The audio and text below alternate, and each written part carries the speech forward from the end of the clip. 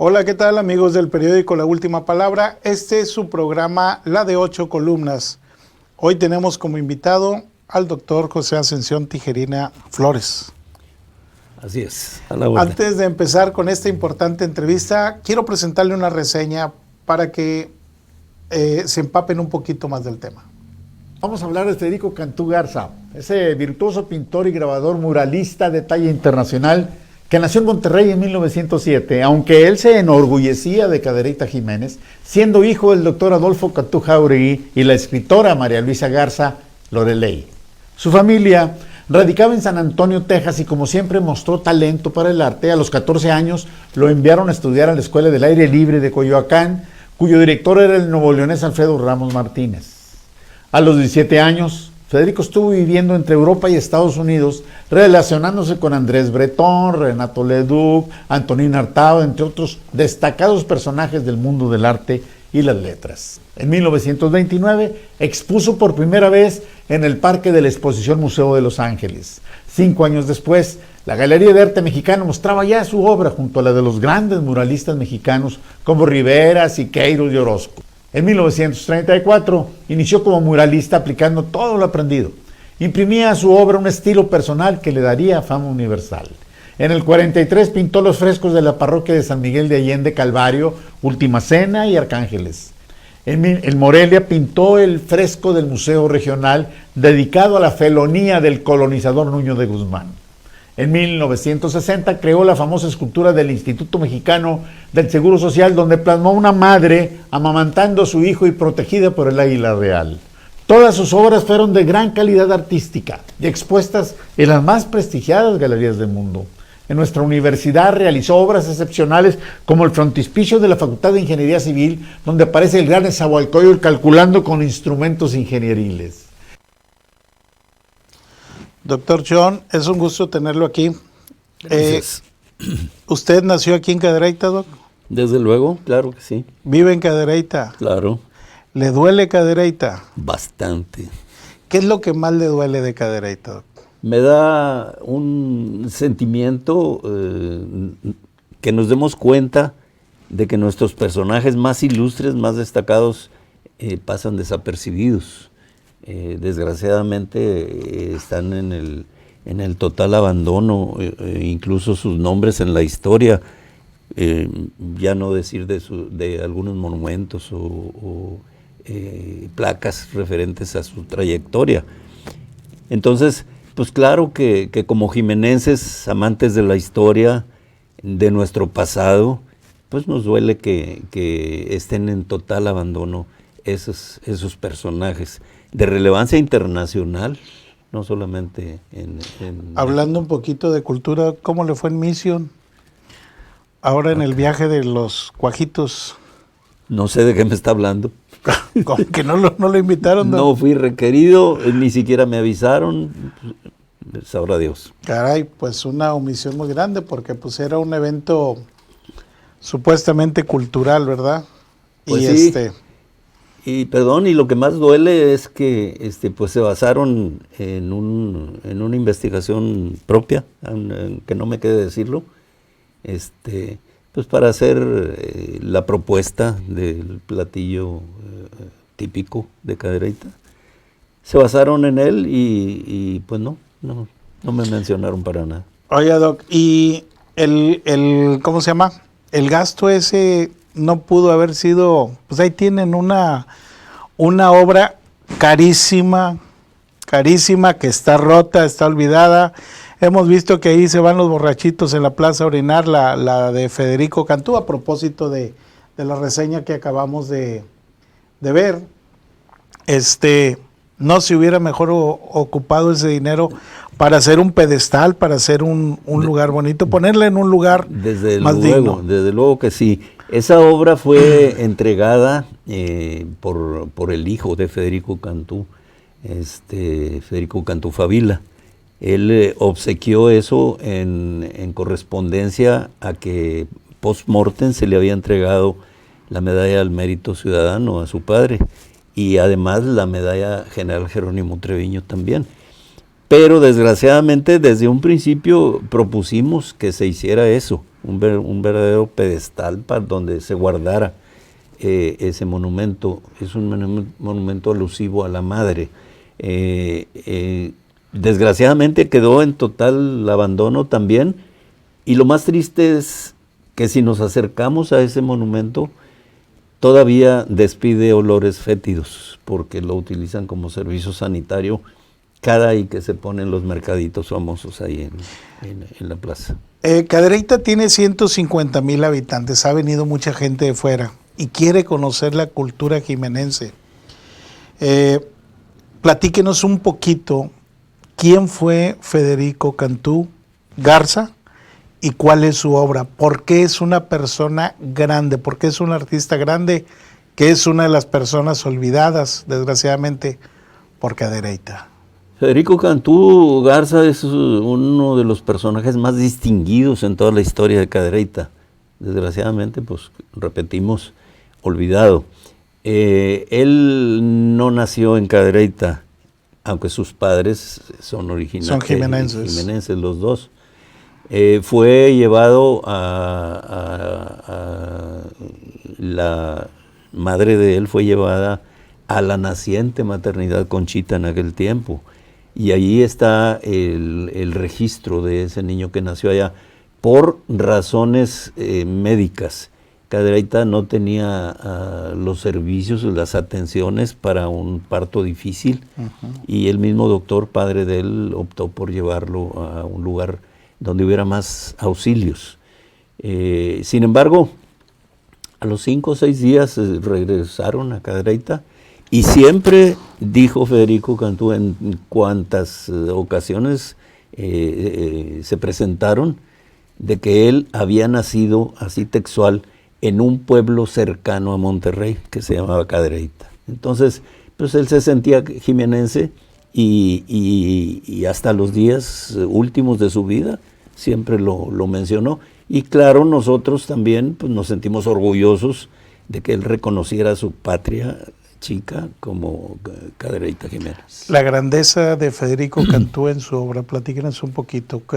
Porque hay para nuestro auditorio, sí, hay una obra emblemática, sí, ¿verdad? Platíquenos cuál es. Se puede decir que, gigantesca la obra de Federico Cantú. Fíjense que obras registradas, reconocidas, 309 obras de corte internacional todas. Decir 309 parece sencillo, pero es un mundo de trabajo, sí, que desempeñó él. Por esa difícil facilidad que tenía él desde muy pequeño, como lo acabamos de escuchar en la reseña, desde los 10, 11 años, se dieron cuenta que tenía una habilidad extrema para dibujar a lápiz, para esculpir algunas rocas, y entonces hubo dificultades en la familia internas, que no viene al caso mencionar, y su madre, María Luisa Garza, se traslada a la ciudad de San Antonio, Texas. Loreley. Mejor conocida como Loreley. Otro caso también parecido al de su hijo. Loreley, escritora, poetisa, con un sentimiento y una sensibilidad para escribir tremendas, y aquí la tenemos completamente olvidada. Dicen algunas crónicas que en Europa se leen los escritos de María Luisa, los poemas, sobresalen de obras de otros autores reconocidos. Pero bueno, estamos con Federico Cantú. Se van a San Antonio, Texas, ahí empieza a hacer sus primeros dibujos, lo inscriben en una escuela de pintura, y de ahí se traslada a Coyoacán, la escuela más famosa de Latinoamérica de escultura y pintura, y ahí se gradúa con honores. Se dirige con su primera exposición hasta la ciudad de Nueva York. Allá hace su primera exhibición con buen éxito. Nunca lo apoyó nadie.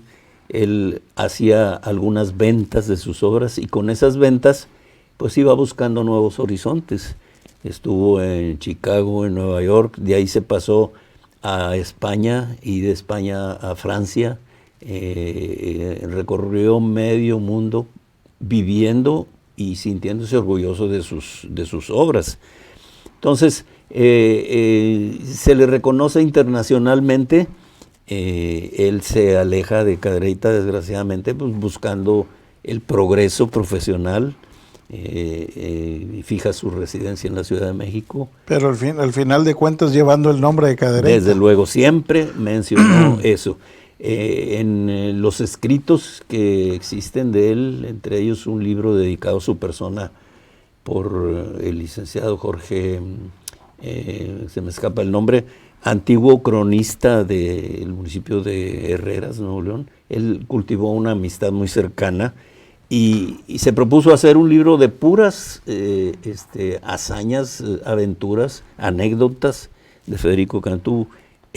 Simpatiquísimo el libro, lo recomendamos ampliamente porque van a sufrir con él y se van a reír con las puntadas que tenía, porque era un personaje controversial, explosivo, carácter duro y a la vez tierno a la hora de hacer sus pinturas. Entonces, se traslada, pues, a una ciudad que tuviera mayor campo de acción, pero sin dejar de estar al pendiente de su terruño, y de la ciudad de Monterrey principalmente. Él contrae nupcias con la señora Luz Favila. De ese matrimonio nace un hijo de él que lleva el mismo nombre de él, Federico Cantú Favila.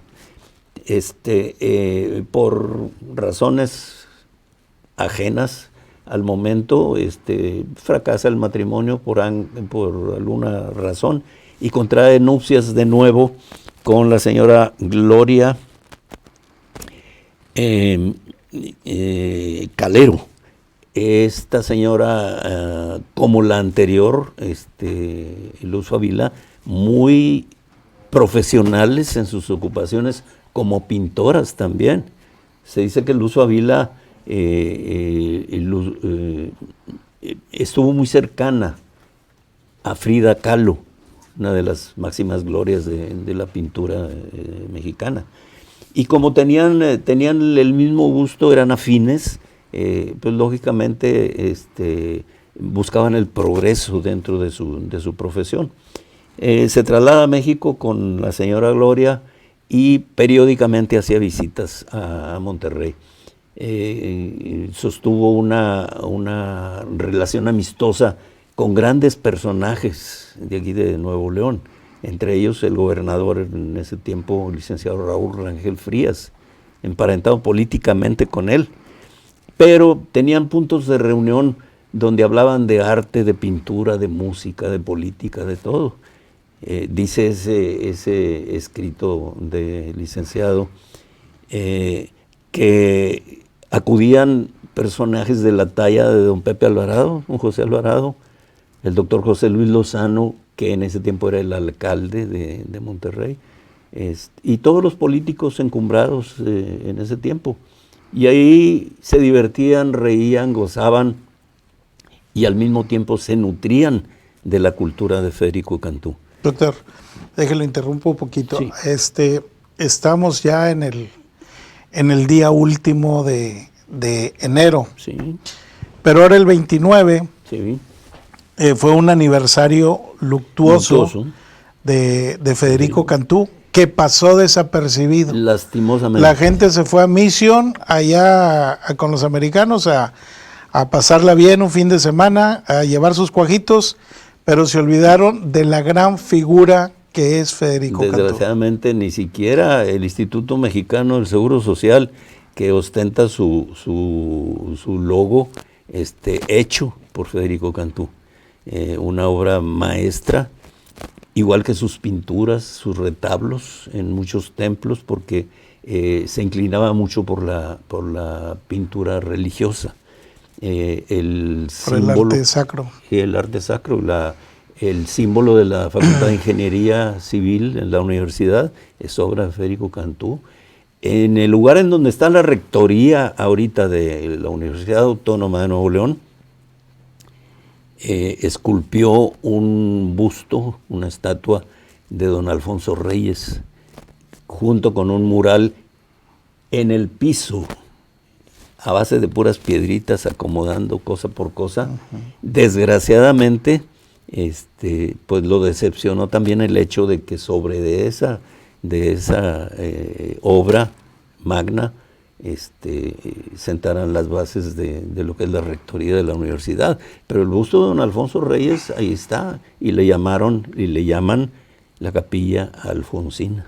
La Capilla Alfonsina, Es obra de... muy conocida por los universitarios, Claro, y la grande figura del escritor, del hombre, del poeta y como la grande figura que fue Alfonso Reyes. Exacto. El Seguro Social, 79 años.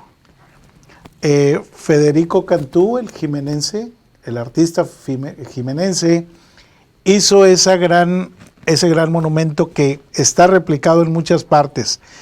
Platíquenos un poquito, ¿quiénes posaron para esa escultura? Las máximas autoridades de la universidad en aquel tiempo lo festejaron. A partir de entonces, en el olvido. Aún es fecha de que en ese monumento no se menciona absolutamente en los últimos años ninguna guardia de honor, ninguna ofrenda floral, nada. Ese era uno de los resentimientos grandes que tenía Federico Cantú respecto a sus obras. Incluso hay algunas anécdotas, algunas de ellas no se pueden platicar por respeto a nuestro auditorio, pero era tan enérgico y tan duro de carácter que se dice que cuando hizo la gran obra allá en la sierra, rumbo en la carretera de Linares a Iturbide, una obra de más de 600 metros cuadrados. Los altares. En los altares. Nuevo León. Traía a sus trabajadores por allá en los andamios y les indicaba cómo hicieran, en dónde quitaran roca y en dónde hicieran las correcciones correspondientes.